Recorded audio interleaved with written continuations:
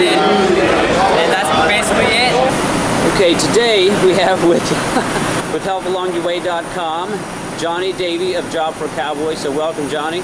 Hello. Sorry, what was your name again? Edward. Edward. Nice to meet you. All right, cool. Johnny, the live set was tremendous, at least the part that we caught. What was your favorite song to play live here in Dallas tonight? Constitutional Masturbation was the funnest set of the night. It's our closer on the tour, and it's always a good time. So. Okay. Now I heard that y'all are not playing any full songs from the Doom EP. Why is that? We just put out Demonocracy, and we just don't have time. We have a half an hour set, very restricted. So we don't got a lot of time for that.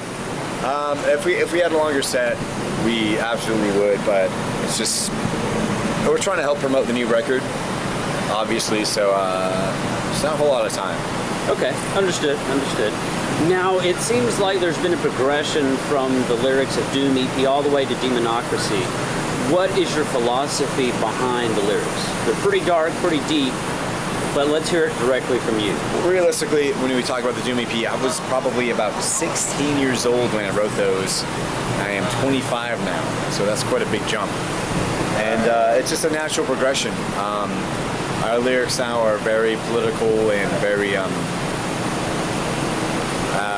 it's just a big step in, I feel like, maturity, considering, you know, our band has this facade where people judge us from the Doom EP, which was so long ago, and now we just put out Demonocracy, and it's a big change, and we're the type of band who doesn't want to put out the same record over and over and over again. We want to progress, challenge ourselves, and just, you know, make ourselves happy with what we're doing, make ourselves feel like we're accomplishing something on a musical level outside of just making money. Because honestly, if we kept writing the Doom EP over and over and over again, I'd have a lot more money in my pocket probably than I would right now. So yeah, well, that's good that you're staying true to yourself, true to the band and the fans. Well, I mean, it's funny because I feel like people outside, you know, the fan perspective, we've done the opposite, been doing what the label told us to. I can tell you right now, Metal Blade would love it if we put out the Doom EP over and over again. But I mean, realistically, we just don't want to do that. Understood. Now, let me ask you, you talked about the lyrics being political. What about politics is prompting you, or is the impetus for your writing these lyrics? So what is it that you see or hear or transpires in the world that triggers these emotions and lyrics? You know, I feel like a lot of bands in our genre have a stockpile of generic lyric songwriting, you know. They talk about zombies, gore, death, depression. There's that stick again. Mummies, whatever, you can name it. And I've always had a high respect of bands like, you know, Dying Fetus, Misery Index, Napalm Death, where they talked about the true evils of the world. You know, there's a lot of really scary stuff in the world that might really piss people off, that people kind of nudge off because it has to do with politics. And I feel like if they really dug into it, it might really make them pissed off a lot more than, you know, the stereotypical horror movie stuff that people are accustomed to. So, you know, it's just how it works, I guess. So are you referring to, in any way, secret societies or things of that nature? Secret societies, what are you referring to? You know, are you gonna pull up some Skull and Bones type shit, or?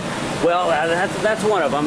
You hear these Bilderberger groups, right? There are these high-powered politicians and monarchies that fly to a country in the European Union. They meet for a week, but no one knows what they talk about because they won't discuss it. I mean, right? that's real stuff. I mean, the banking elite really does technically rule the world, but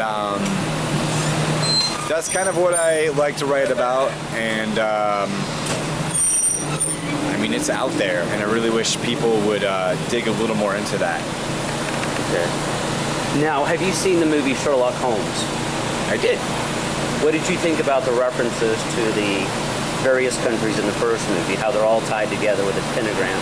That was really cool. I really like that movie because of those little subtle hints here and there. Yeah, I don't know. It's a good movie. Okay. Now, you talked about what is going on politically. Give us one specific example that you can think of that would just scare the crap out of people, or that would just really alarm people and get them to awaken what's really taking place. I think the banking system is the number one thing that will really piss anyone off. So just dive into that, and I think a lot of people would be kind of irritated about it. So. Okay. So do you think there is a push for an elite group of decision makers to enslave the populace? That's pushing it in the conspiracy world. Realistically, I would love to believe it, but who knows? I mean, your guess is as good as mine. I just think the banking system that America has, you know, even outside of that, is very awful and really corrupt. Right. Okay. Now let's change gears a little bit. You've been on the tour a few days now, is that right, or a couple weeks? Say 5 or 6. Day 5. Okay. All right. I lose track.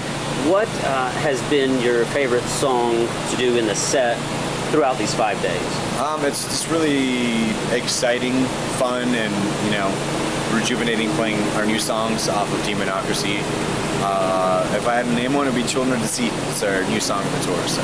Okay, excellent. Now it seems like the guitar tone is a little less heavy, still heavy on the new album, but a little less heavy, more towards standard, maybe drop D tuning, I'm not sure. I think it's standard, I don't know, I'm not the guitar player. Okay. I've been playing in standard tuning for a while now. So. Okay, all right. So is that just more of the progression of the professionalism that you see going on in the band, just changing things up and just making it better? You know, I feel like with the type of band who's become more progressively technical, and you know, the less heavy, quote unquote, brutal tone is kind of had to happen to really make the technicality kind of come through. So. Okay, very good.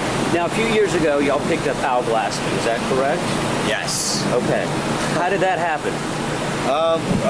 He was obviously in Despised Icon for a bit. We knew him very well from Oratory.